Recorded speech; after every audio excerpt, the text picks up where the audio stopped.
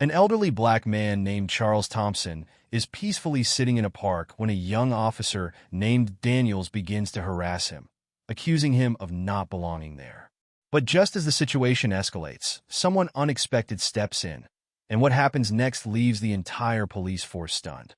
Who is this mystery figure, and how did they change everything in an instant? Let's find out. But before we get into the story, comment below where you're watching from today, and if you like this story, don't forget to subscribe. The sun crept over the horizon, casting a warm glow across Oakwood Park. The morning air was crisp and clean, filled with the gentle chirping of birds and the rustling of leaves in the breeze. As the first rays of sunlight touched the well-maintained paths and neatly trimmed hedges, the park came to life with a serene beauty that seemed almost magical. Amidst this tranquil scene sat Mr. Charles Thompson, an elderly black man in his late 70s, perched comfortably on his favorite bench. His weathered hands grasped a steaming cup of coffee, the aroma mingling with the fresh scent of morning dew. Beside him lay a wooden cane, its handle worn smooth from years of use. Mr. Thompson's eyes crinkled at the corners as he took a sip of his coffee, savoring the rich flavor. He set the cup down and picked up his folded newspaper, carefully spreading it open across his lap. This daily ritual was more than just a habit. It was a moment of peace, a chance to reflect on life and enjoy the simple pleasures that came with age.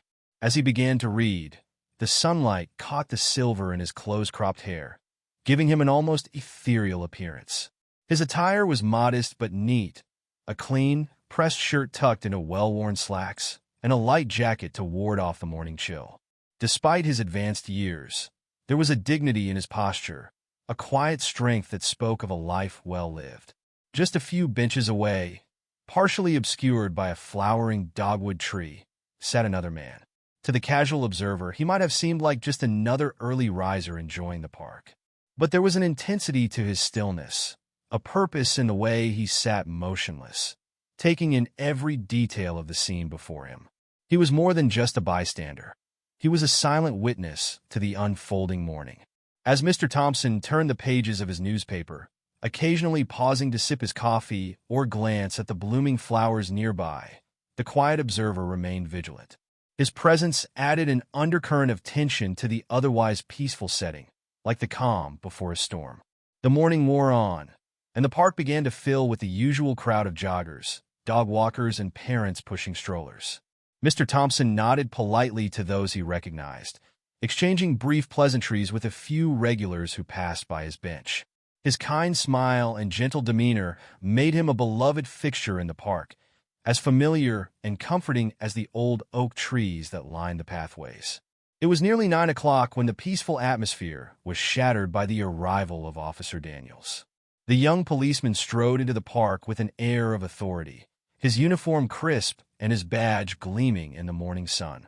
His eyes scanned the area, eventually settling on Mr. Thompson with a look of suspicion.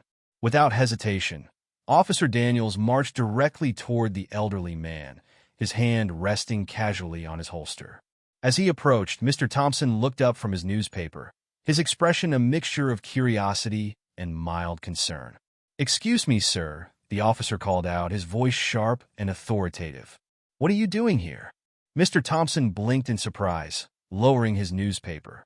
"Good morning, officer," he replied calmly.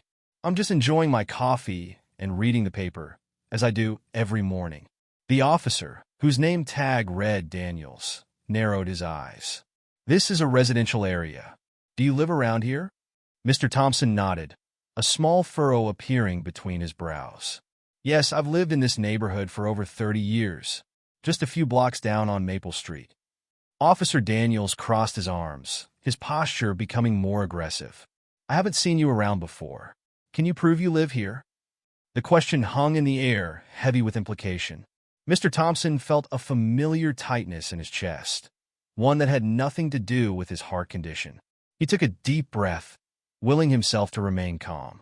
"Officer," he began, his voice steady, "I've been coming to this park every morning for decades. I'm not sure what proof you're looking for, but I assure you, I belong here." Daniel scoffed, his lips curling into a sneer. "Listen, old man, I don't have time for this. This park isn't for loitering. If you can't prove you live here, you need to leave. Mr. Thompson felt a flicker of anger, quickly tempered by years of experience dealing with such situations. He carefully folded his newspaper and set it aside, then looked directly into the young officer's eyes. "Son," he said, his voice carrying the weight of his years, "I understand you're doing your job, but I think there's been a misunderstanding. I'm not loitering. I'm a resident enjoying a public space, just like anyone else." Officer Daniels' face flushed red. He took a step closer, looming over Mr. Thompson. "I'm not your son," he spat, "and I'm telling you to move along. Now!" Mr. Thompson's hand trembled slightly as he reached for his cane. He hadn't wanted to use it today, but the stress of the confrontation was taking its toll. "Officer Daniels," he said, reading the name tag again, "I'd like to speak with your supervisor. I believe this situation warrants." "Shut up," Daniels barked, cutting him off. "You don't make demands here. I'm the one giving orders. Get up and leave, or I'll arrest you for trespassing and resisting an officer." The threat hung in the air, cold and harsh. Mr. Thompson felt his heart racing, the familiar tightness in his chest intensifying. He gripped his cane, using it to slowly push himself to his feet. "There's no need for threats, officer," Mr. Thompson said, his voice strained but dignified. "I've done nothing wrong. I've lived in this community longer than you've been alive. I helped design this very park." Daniel sneered, clearly not believing a word. "Yeah, right? And I'm the mayor. Last warning, old man. Move it, or you're coming with me." Mr. Thompson stood his ground, years of fighting for his rights giving him strength. "I will not be bullied out of a public space, officer. If you insist on this course of action, I must insist on speaking with your superior." Officer Daniels' face contorted with anger. In a swift motion, he grabbed Mr. Thompson's arm, yanking him forward. "That's it. You're under arrest." The sudden movement sent a jolt of pain through Mr. Thompson's shoulder. He gasped, his cane clattering to the ground as he struggled to keep his balance. "Please," Mr. Thompson wheezed, the stress aggravating his heart condition. "There's no need for this. I'm not resisting." As the confrontation between Officer Daniels and Mr. Thompson unfolded, a figure sat motionless on a nearby bench, his presence almost forgotten in the tension of the moment. The man, dressed in casual clothes that blended seamlessly with the park's other visitors, had been there since before Mr. Thompson arrived for his morning ritual. His eyes, sharp and attentive, never left the scene playing out before him. To a casual observer, he might have appeared to be simply enjoying the morning air, perhaps reading a book or scrolling through his phone. But his focus was entirely on the interaction between the elderly black man and the young police officer. The mystery man's face remained impassive, betraying no emotion as he watched Officer Daniels approach Mr. Thompson. His fingers, interlaced in his lap, tightened almost imperceptibly as the officer's tone grew more aggressive. As Daniels demanded proof of residency from Mr. Thompson, the observer's eyebrow twitched, the only outward sign of his inner thoughts. He leaned forward slightly, his ears straining to catch every word of the exchange. Mr. Thompson's calm demeanor in the face of the officer's hostility seemed to intrigue the watcher. A flicker of something, respect, perhaps, crossed his face as the elderly man stood his ground, explaining his long history in the neighborhood. The observer's gaze shifted between Mr. Thompson and Officer Daniels, taking in every detail. He noted the way Daniels' hand kept drifting towards his holster, the aggressive set of his shoulders. In contrast, he observed Mr. Thompson's dignified posture, the slight tremor in his hand as he gripped his cane. As the confrontation escalated, the mystery man's body tensed, as if preparing to intervene.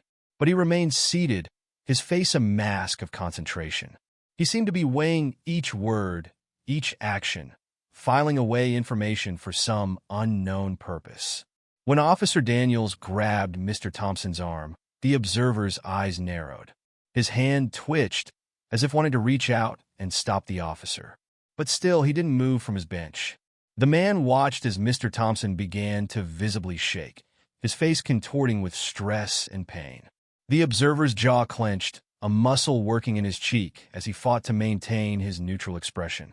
As Officer Daniels reached for his handcuffs, the mystery man finally stirred. In one fluid motion, he stood up from the bench, his movements deliberate and controlled. Officer Daniels was becoming increasingly agitated. His grip on Mr. Thompson's arm tightened, causing the elderly man to wince in pain. "I've had enough of your excuses," Daniels growled, his face inches from Mr. Thompson's. "You're coming with me now?" Mr. Thompson's breath came in short, ragged gasps. The stress of the situation was clearly taking its toll on his health. "Please," he wheezed, "I have a heart condition. I need to sit down." But Officer Daniels was beyond listening. He roughly spun Mr. Thompson around, pressing him against the back of the bench. The elderly man's newspaper fell to the ground, pages scattering in the morning breeze. "Hands behind your back," Daniels barked, reaching for his handcuffs. Mr. Thompson's legs buckled, and he sagged against the bench. "I can't breathe," he gasped, his face pale and clammy. For a moment, uncertainty flickered across Officer Daniels' face. But it was quickly replaced by a stubborn determination. "Stop resisting," he insisted, though Mr. Thompson was clearly not fighting back. As Daniels fumbled with his handcuffs, a commanding voice rang out across the park. "Stop!" Both Mr. Thompson and Officer Daniels froze, turning towards the source of the interruption. A tall, imposing figure strode towards them, his face a mask of controlled anger. Officer Daniels' eyes widened in recognition and fear. His grip on Mr. Thompson loosened as he stammered. "Chief Mitchell." I didn't expect to see you here, sir." Chief Raymond Mitchell, a black man in his late 50s with salt and pepper hair and a stern expression, came to a stop in front of them. His eyes flicked between the young officer and Mr. Thompson, taking in the scene with a practiced gaze. "Release him. Now," Chief Mitchell ordered, his voice leaving no room for argument. Officer Daniels immediately let go of Mr. Thompson, taking a step back. The elderly man swayed slightly, and Chief Mitchell quickly moved to support him. "Are you all right, Mr. Thompson?" the chief asked, his voice softening with concern. Mr. Thompson nodded, though his breathing was still labored. "I'll be fine, Raymond," he said, recognizing the chief. "Just give me a moment." Chief Mitchell turned to Officer Daniels, his expression hardening. "Explain yourself, officer. Why are you harassing a respected member of our community?" Daniels shifted uncomfortably, his earlier bravado evaporating under the chief's stern gaze. I was investigating a potential loitering situation, sir. The suspect couldn't provide proof of residence, and—" "Suspect." Chief Mitchell interrupted, his voice sharp. "Mr. Charles Thompson is not a suspect.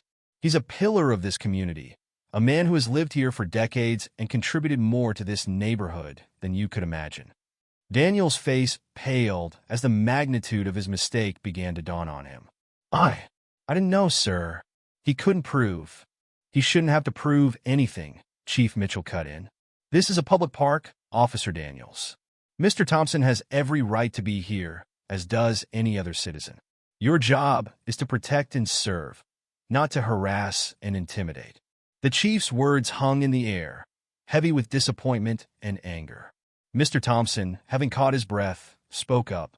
"Chief Mitchell," he said, his voice tired but firm, "I appreciate your intervention, but I have to ask, why were you here to witness this?" A small smile tugged at the corner of Chief Mitchell's mouth. "I've been walking the beat, so to speak, observing our officers in action, getting a feel for how they interact with the community. It seems I chose the right day to visit this park." He turned back to Officer Daniels, who looked like he wanted the ground to swallow him whole. "Report back to the station immediately. We'll discuss this incident and your future with the force in my office." As Daniels slunk away, Chief Mitchell gently guided Mr. Thompson back to his bench. "I'm so sorry you had to experience this, Mr. Thompson. This is exactly the kind of behavior I'm working to eliminate from our force." Mr. Thompson sighed, settling back onto the bench. "It's a familiar story, Raymond, one I had hoped wouldn't need telling anymore." Chief Mitchell nodded solemnly. "We've made progress, but clearly not enough. But I promise you, Mr. Thompson, this incident won't be swept under the rug. Officer Daniels will face consequences, and we'll use this as a teaching moment for the entire force." Mr. Thompson looked up at the chief, seeing not just the powerful law enforcement officer, but the young boy he'd known years ago. "You're doing good work, Raymond. Your father would be proud. A shadow of emotion passed over Chief Mitchell's face. Thank you, Mr. Thompson. That means a lot coming from you. He paused, then asked, would you be willing to come down to the station later this week? I'd like you to share your experience with our officers. It could be a powerful lesson. Mr. Thompson considered for a moment, then nodded. Yes, I think I can do that. It's important that they understand, that they see us as people, not just as... He trailed off, gesturing vaguely. Chief Mitchell squeezed his shoulder gently. Exactly. Your voice, your experience, it matters. It can make a difference. As Mr. Thompson sat there, his breath slowly steadying, his mind drifted back through the years. The park that had just been the site of such a distressing confrontation faded away, replaced by vivid memories of a lifetime spent fighting for justice and building community. Charles Thompson had been born in 1940 in a small house just a few blocks from where Oakwood Park now stood. In those days, the neighborhood had been a patchwork of vacant lots and rundown buildings, a far cry from the well-manicured lawns and tidy homes that now lined the streets. Young Charles had grown up in the shadow of segregation, experiencing firsthand the sting of discrimination and the weight of unequal treatment. But rather than crush his spirit, these experiences had fueled a burning desire for change. As a teenager in the mid-1950s, Charles had attended his first civil rights meeting. The memory was still vivid in his mind. The church basement was packed, the air thick with cigarette smoke and tension. Charles, just 15, squeezed into a seat at the back, his heart pounding with excitement and fear. At the front, a man with a booming voice was speaking. We cannot wait for change to come to us, the speaker declared. We must be the change we wish to see in our community. Charles felt something stir within him. He looked around at the faces in the crowd, determined, hopeful, afraid, and knew that he had found his purpose. From that moment on, Charles had thrown himself into the civil rights movement. He attended every meeting he could, soaking up knowledge and strategies. He participated in sit-ins at segregated lunch counters, his hands shaking but his resolve firm as he endured taunts and threats from angry white patrons. One memory in particular stood out. It was a sweltering summer day in 1958. Charles, now 18, stood with a group of protesters outside City Hall. They were demanding equal access to public facilities, parks, swimming pools, libraries. Charles held a sign that read, "Separate is not equal." A police officer approached, his face twisted with disgust. "Clear out, boy," he growled, jabbing a finger at Charles's chest. "You people don't belong here." Charles felt a familiar surge of anger and fear. But he remembered the words of Dr. King, preaching nonviolence and dignity in the face of hatred. He took a deep breath and met the officer's gaze. "Sir," he said, his voice steady, "we have every right to be here. We're citizens just like you, and we're asking for nothing more than what's fair and just." The officer's face reddened, but something in Charles's calm demeanor gave him pause. After a tense moment, he stepped back, muttering under his breath as he walked away. Charles exhaled slowly, his heart racing. He had stood his ground, peacefully but firmly. It was a small victory, but an important one. As the years passed, Charles Thompson became a respected leader in the community. He organized voter registration drives, led peaceful protests, and worked tirelessly to bridge the racial divide in his city. In 1965, a pivotal moment arrived. The city council was considering plans for a new park in the neighborhood. Charles saw an opportunity not just for green space, but for healing and unity. The council chamber was packed as Charles stood to speak. He looked out at the sea of faces, black and white, young and old, and felt the weight of the moment. "Ladies and gentlemen of the council," he began, his voice strong and clear, "we have an opportunity here. An opportunity not just to build a park, but to build a community. This park can be a place where children of all races play together, where families gather, where we can begin to see each other as neighbors and friends, not as us and them." He paused, looking each council member in the eye. "I'm asking you to let us be part of this process. Let us help design this park. Let it be a symbol of what we can achieve when we work together." There was a moment of silence. Then a councilwoman spoke up. "Mr. Thompson, your words are powerful.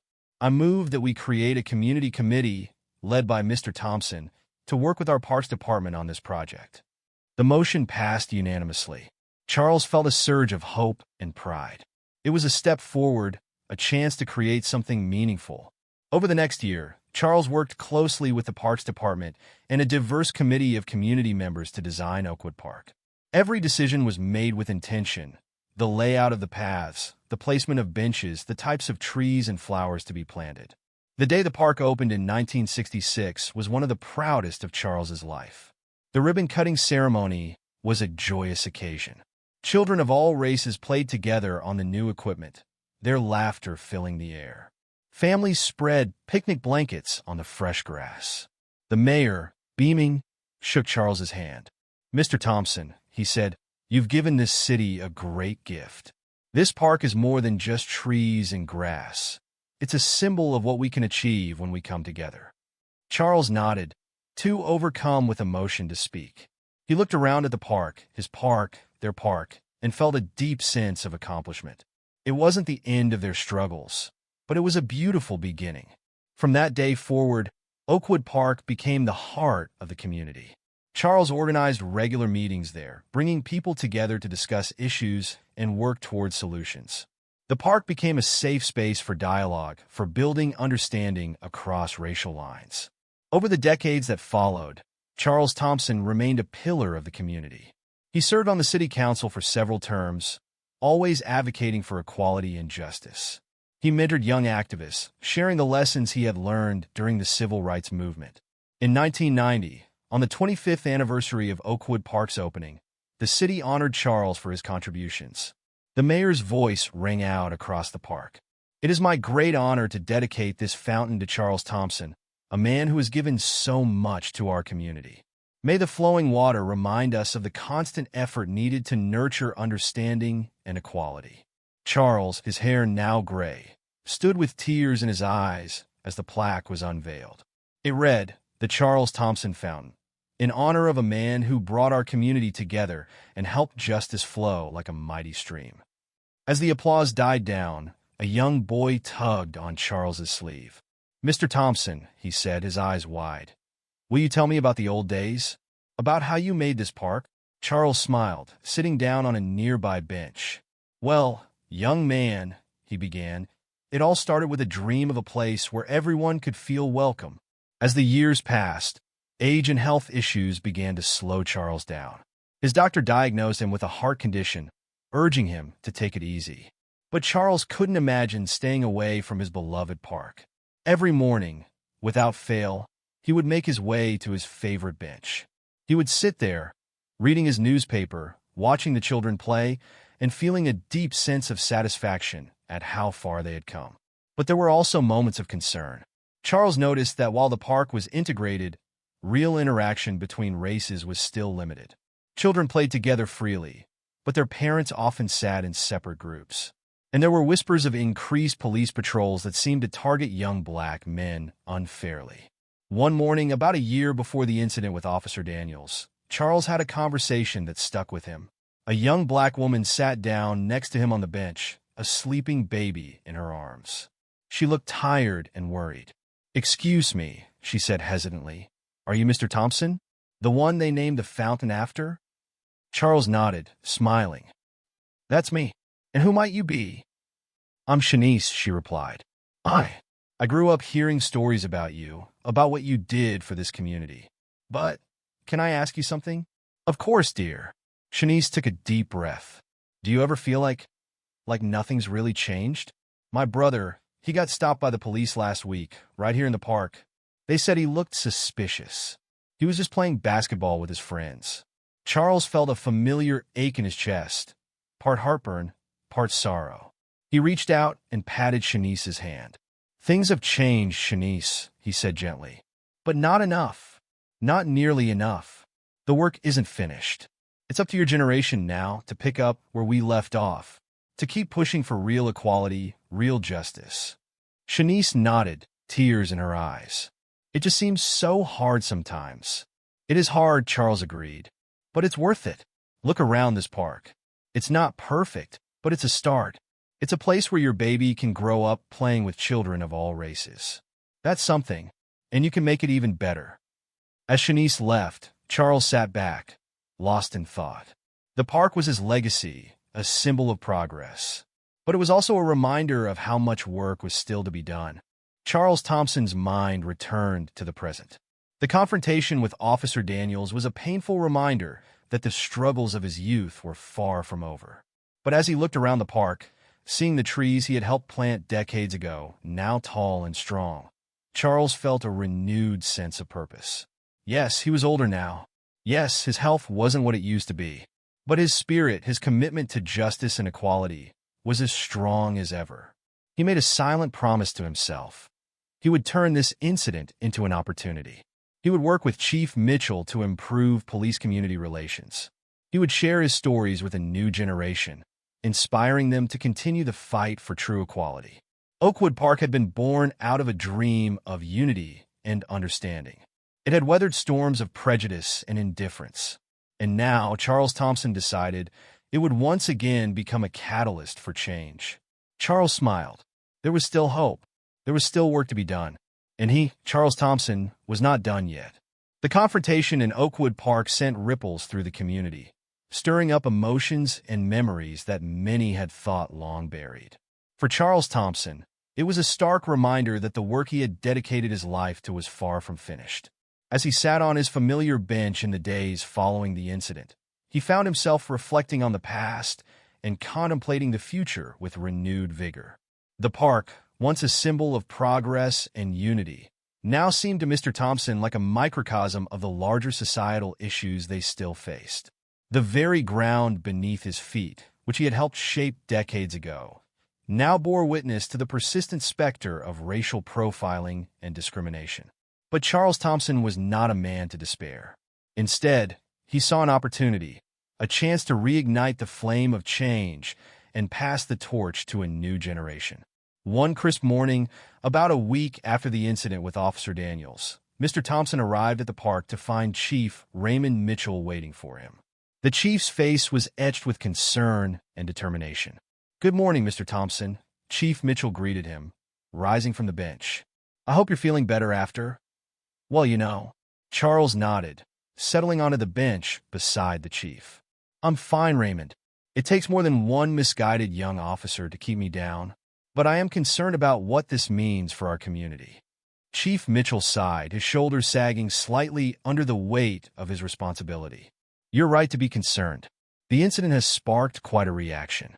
There have been protests outside the police station, demands for Officer Daniels to be fired, calls for a complete overhaul of our training procedures." Mr. Thompson listened intently, his weathered hands clasped in his lap. "And how are you handling it all?" "As best I can," the chief replied. "Officer Daniels has been suspended pending a full investigation. We're reviewing our training protocols, especially regarding community engagement and racial sensitivity. But Mr. Thompson, I need your help." Charles raised an eyebrow, intrigued. "Oh, and what can an old man like me do to help the chief of police?" Chief Mitchell turned to face him fully, his expression earnest. "I want you to speak to our officers. All of them. Share your experiences, your perspective. Help them understand the impact their actions can have, both positive and negative. They need to hear from someone who's lived through the changes in our community, someone who can bridge the gap between generations." Mr. Thompson sat back, considering the proposal. It was a significant ask, one that would require him to revisit painful memories and confront ongoing injustices. But isn't this what he had always done? Pushing for change, even when it was difficult. "All right, Raymond," he said finally. "I'll do it, but on one condition." "Name it," the chief replied without hesitation. "I want to bring some young people with me, the future leaders of our community. They need to be part of this conversation too." Chief Mitchell nodded, a small smile tugging at his lips. "I think that's an excellent idea, Mr. Thompson. In fact, I have a few suggestions for who we might invite." Over the next few weeks, Charles Thompson threw himself into preparation with an energy that belied his years. He reached out to community leaders, activists, and educators, assembling a diverse group of young people who were passionate about creating change. Among them was Shanice, the young mother he had spoken to in the park months earlier. Her brother, Marcus, whose encounter with the police had sparked their conversation, also joined the group. There was Jamal, a high school student and budding activist, Maria, a college student studying criminal justice, and Tyler, a young white man who had grown up in the neighborhood and wanted to be part of the solution. Mr. Thompson met with them regularly, sometimes in the community center, sometimes right there in Oakwood Park. He shared stories from his past, the triumphs and the setbacks, the moments of hope and the times of despair. But more importantly, he listened to their experiences, their frustrations, and their dreams for the future. He said to them during one of their meetings, when we were fighting for civil rights back in my day, we thought we were building a better world for you. And in many ways, we did. But we didn't finish the job. Now it's up to you to carry that torch forward. Shanice, bouncing her now toddler on her knee, spoke up. But Mr. Thompson, how can we make a difference when it feels like the system is stacked against us? When people like Officer Daniels can just harass us without consequences? Charles leaned forward, his eyes bright with the fire that had driven him all these years. By doing exactly what we're doing now, by speaking up, by educating, by refusing to accept the status quo. Change doesn't happen overnight, but it does happen. I've seen it. I've been part of it. And now, you will be too. As the day of the presentation to the police force approached, tension in the community continued to simmer. The suspension of Officer Daniels had sparked heated debates on social media and in community forums. Some defended the officer, arguing that he was just doing his job. Others called for more severe consequences, seeing the incident as symptomatic of deeper, systemic issues. Mr. Thompson watched it all unfold with a mixture of concern and hope. The night before the presentation, he sat in his living room, surrounded by old photographs and newspaper clippings. His fingers traced the edges of a black and white photo showing him as a young man, standing proudly in front of the newly opened Oakwood Park. "We've come so far," he murmured to himself. "But there's still so far to go." The next morning dawned bright and clear. Mr. Thompson dressed carefully in a crisp shirt and his best suit, the one he had worn to so many community meetings and city council sessions over the years. As he fastened his tie, he caught sight of himself in the mirror. The face that looked back at him was lined with age, but the eyes still sparkled with determination. He arrived at the police station to find his young team already waiting. They looked nervous but excited, each clutching notes and rehearsing their parts under their breath. Chief Mitchell greeted them warmly, ushering them into a large conference room. The room was packed with officers of all ranks. Some looked curious, others skeptical, a few even seemed resentful. Mr. Thompson took a deep breath, stepping up to the podium. The room fell silent. "Good morning," he began, his voice strong and clear. "My name is Charles Thompson. Some of you may know me as the man the fountain in Oakwood Park is named after. Others may know me as the old man who was recently harassed by one of your colleagues for simply existing in that same park." A ripple of discomfort went through the room. Mr. Thompson pressed on, "But I'm not here to point fingers or assign blame. I'm here to share a story.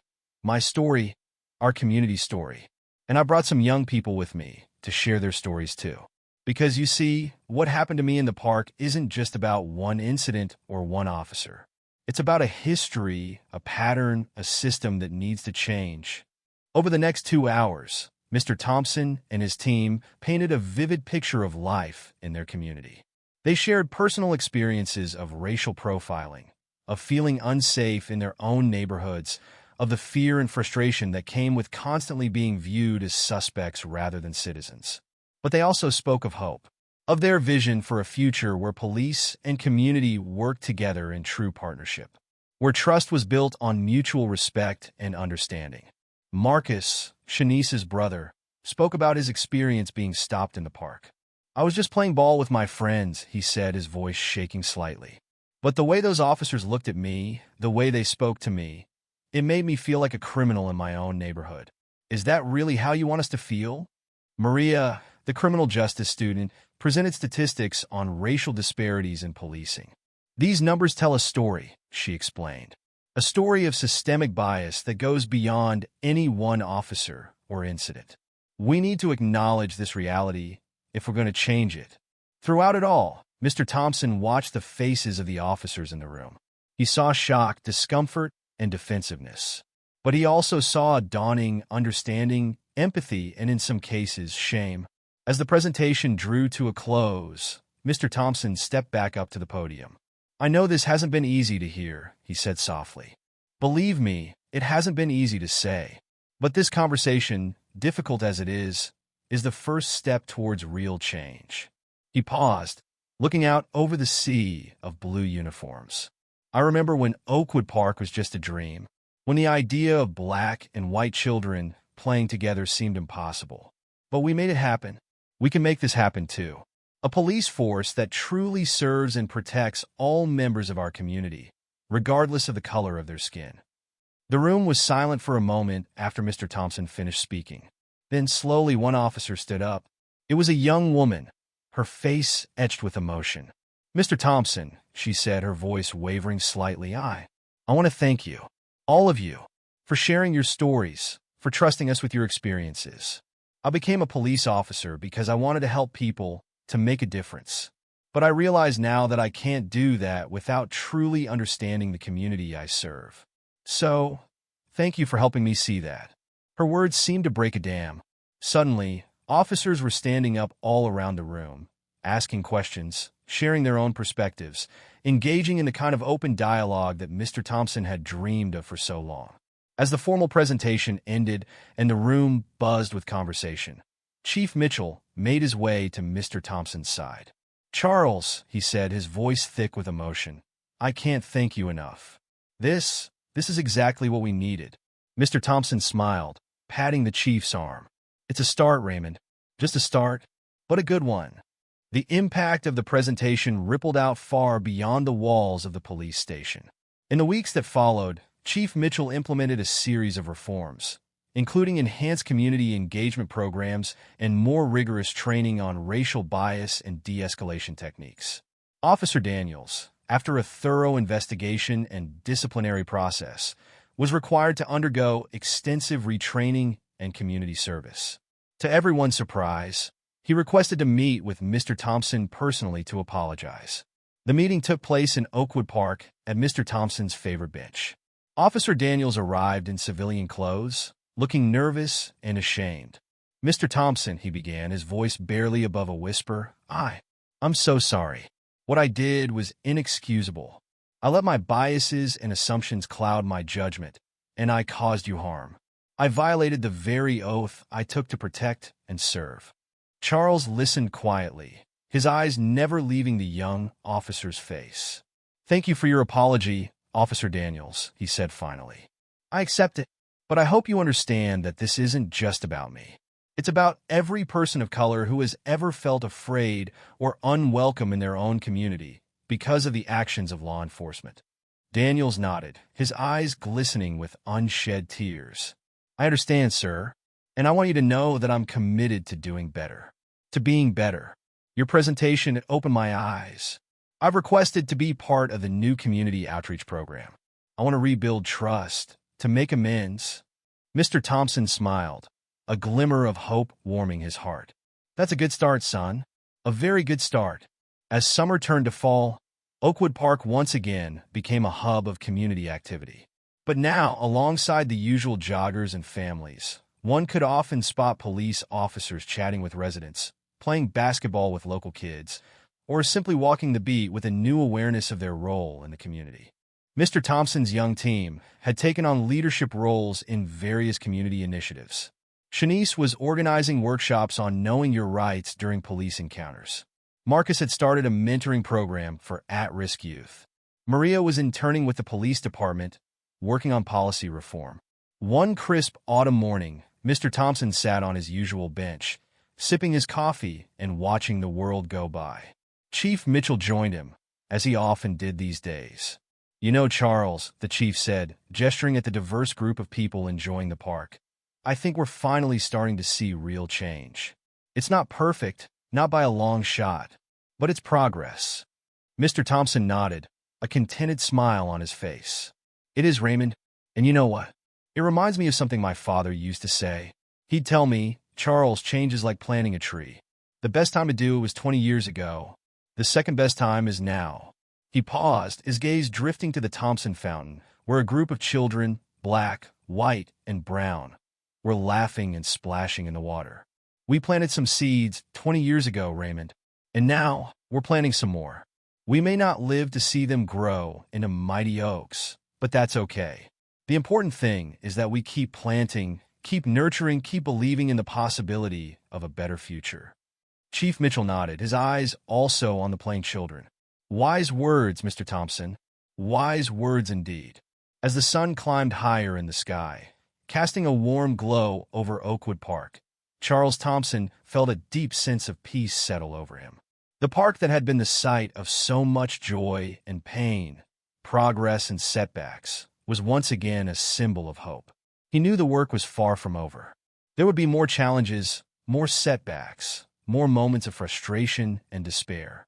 But there would also be more triumphs, more moments of connection and understanding, more steps forward on the long road to true equality and justice. And as he watched the next generation, the Shanices and Marcuses and Mariahs of the world, take up the mantle of change, Charles Thompson felt confident that the dream he had helped nurture all those years ago was in good hands. The gentle rustling of leaves in the breeze seemed to whisper a promise of better days to come. And in the heart of Oakwood Park, surrounded by the community he had spent a lifetime serving, Charles Thompson smiled, ready to face whatever challenges the future might bring.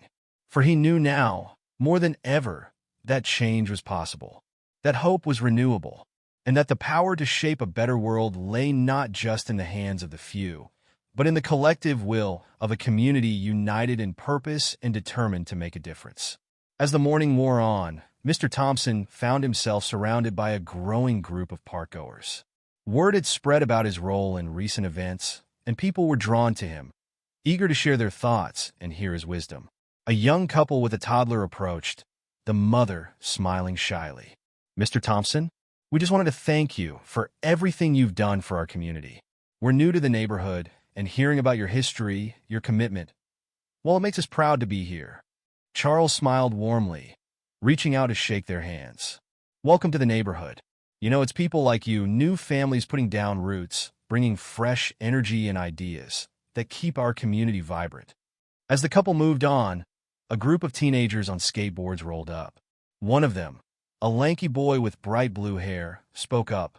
"Yo, Mr. T, we heard about how you stood up to that cop. That was badass, man." Mr. Thompson chuckled, shaking his head. Now, let's not get carried away. Standing up for what's right isn't about being badass. It's about having the courage to speak truth to power, even when it's difficult. Especially when it's difficult." The teenagers listened, nodding thoughtfully. "So, what can we do?" a girl with braids asked. "To make things better, I mean." "Well," Mr. Thompson said, leaning forward, "you can start by getting involved. Come to community meetings. Volunteer.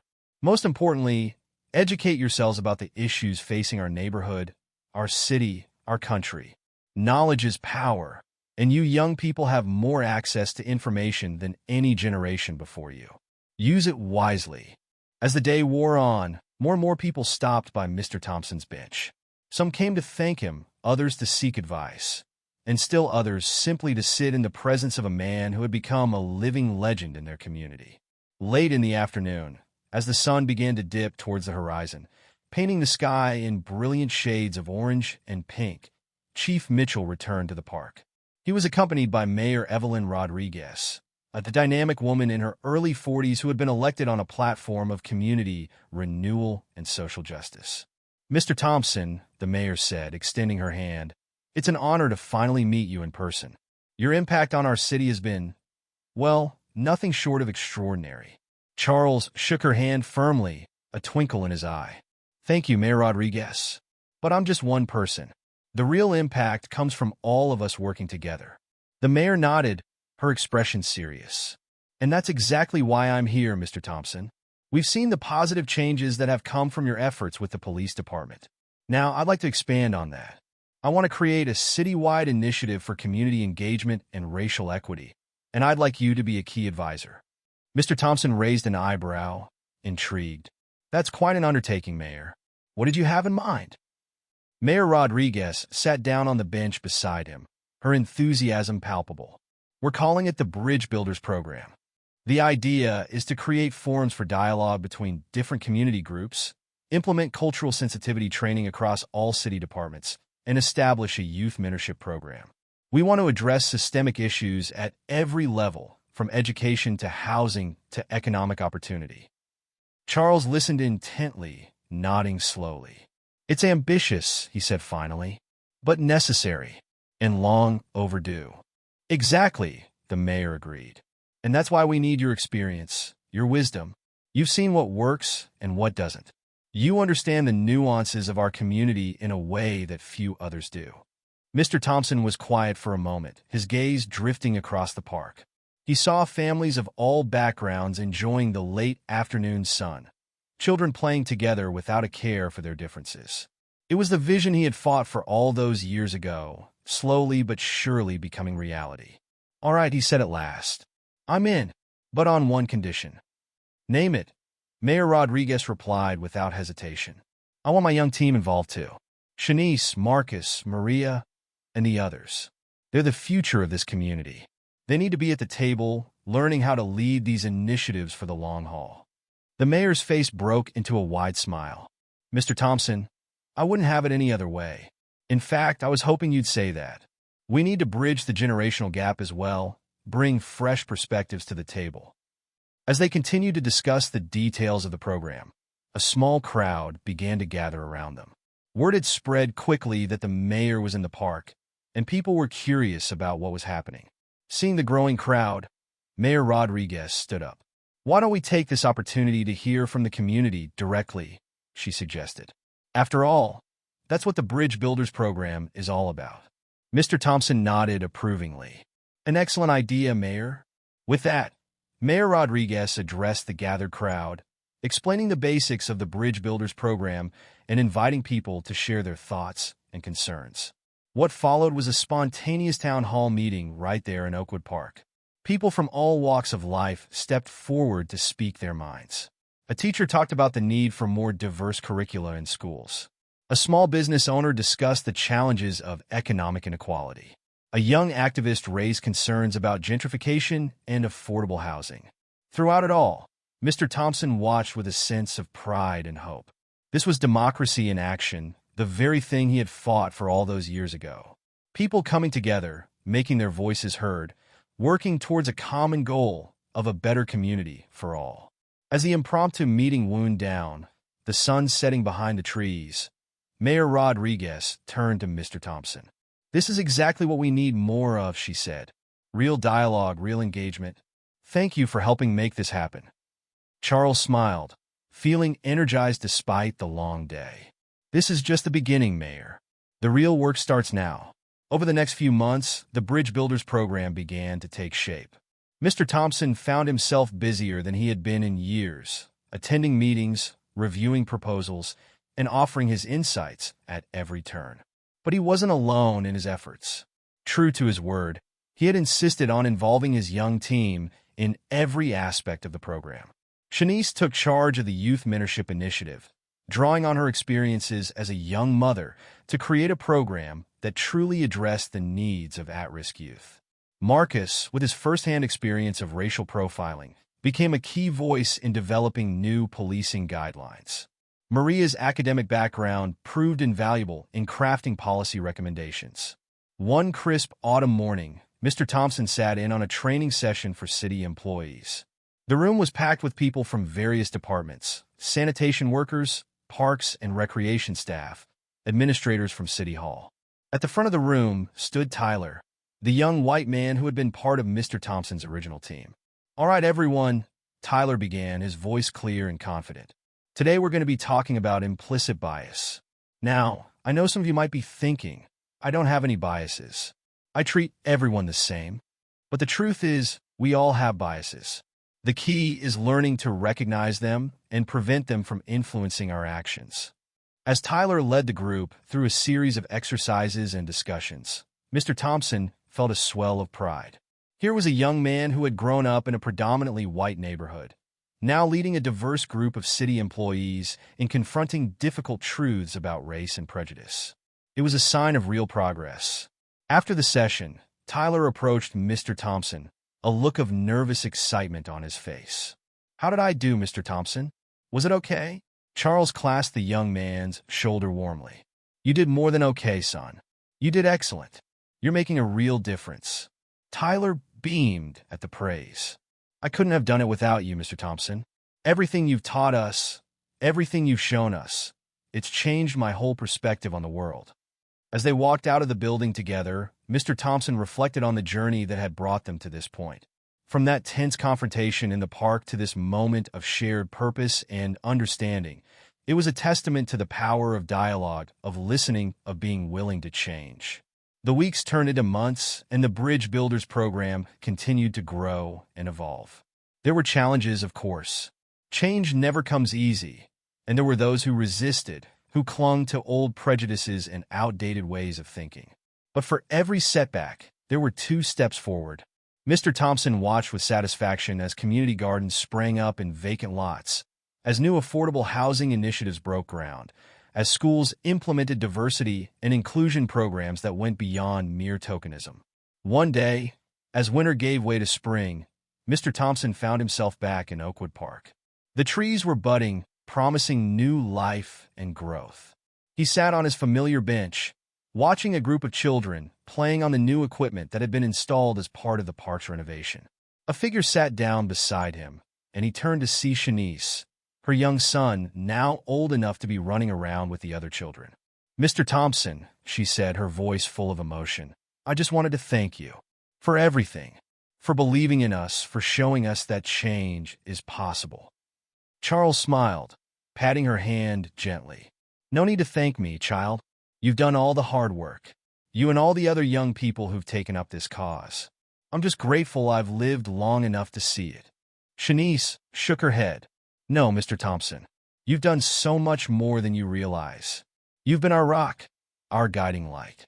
Even when things got tough, even when it felt like we weren't making any progress, you never lost faith. You taught us perseverance." They sat in companionable silence for a while, watching the children play. Finally, Shanice spoke again. "You know, my son asked me the other day why the fountain is named after you.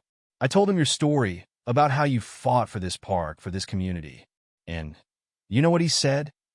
Mr. Thompson raised an eyebrow, curious. He said, "Mommy, when I grow up, I want to be like Mr. Thompson. I want to make things better for everyone." Shanice's eyes glistened with tears. "That's your legacy, Mr. Thompson. Not just this park, not just the changes we're seeing now, but the inspiration you've given to the next generation and the one after that." Charles felt his own eyes growing moist. He looked out over the park, remembering the young man he had been, full of fire and determination. He thought of all the struggles, all the setbacks, all the moments of doubt. And he thought of this moment, sitting here with Shanice, seeing the fruits of their labor all around them. "You know," he said softly, "when I was young, I thought change would come like a thunderbolt. Quick, dramatic, earth-shattering. But I've learned that real, lasting change is more like this park. You plant the seeds, you nurture them, you protect them from storms. And slowly, so slowly you might not even notice at first, things begin to grow. Before you know it, you have a forest where once there was just bare earth." He turned to Shanice, his eyes bright with emotion. "You young people, you're the gardeners now. Keep planting those seeds. Keep nurturing them. The forest will come, I promise you that." As the sun began to set, casting long shadows across Oakwood Park, Mr. Thompson felt a deep sense of peace settle over him. He had lived a long life, seen more changes than he could have ever imagined. There was still work to be done, still mountains to climb. But he knew now, with absolute certainty, that the future was in good hands. The Bridge Builders program continued to flourish, expanding beyond the city limits and inspiring similar initiatives in neighboring communities. Mr. Thompson, though he had initially planned to serve only as an advisor, found himself drawn more and more into the day-to-day operations. His experience and wisdom proved invaluable as the program navigated the complex waters of social change. One sunny afternoon, almost a year after the program's inception, Mr. Thompson received a surprise visit at his home. It was Officer Daniels, the young policeman whose actions had set this whole chain of events in motion. "Mr. Thompson," Daniels said, standing awkwardly on the porch, "I hope I'm not intruding. I wanted to talk to you, if that's all right." Charles studied the young man for a moment, then nodded, gesturing for him to come inside. They sat in the living room, surrounded by photos and mementos from Mr. Thompson's long life of activism. "What's on your mind, son?" Charles asked gently. Daniels took a deep breath. "I've been doing a lot of thinking, Mr. Thompson, about what happened that day in the park, about everything that's happened since. I've been through the sensitivity training, I've been part of the community outreach programs, and I've realized how much damage I could have done, how much damage people like me have done over the years." He paused, his eyes glistening. "I wanted you to know that I'm leaving the force." Mr. Thompson raised an eyebrow, surprised. "Oh, may I ask why?" "I've decided to go back to school," Daniels explained. "I want to become a social worker. I think I could do more good that way.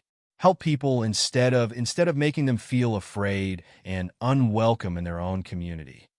Charles leaned back in his chair, a small smile playing on his lips.